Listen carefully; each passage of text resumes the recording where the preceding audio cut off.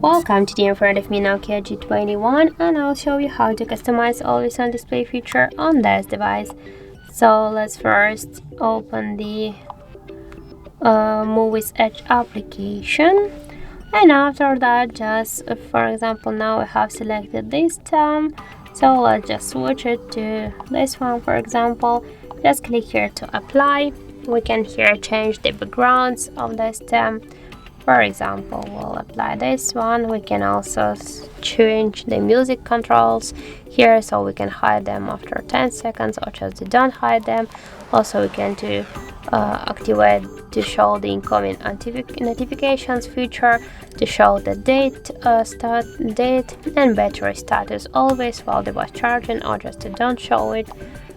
Also, we can go here to the settings section, tap to the always on display, and also switch the AUD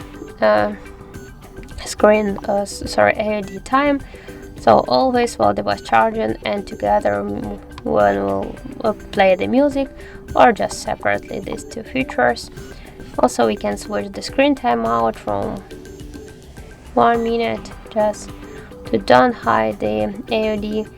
We can also decrease and increase the brightness level to close AUD with double tap or single tap on the screen.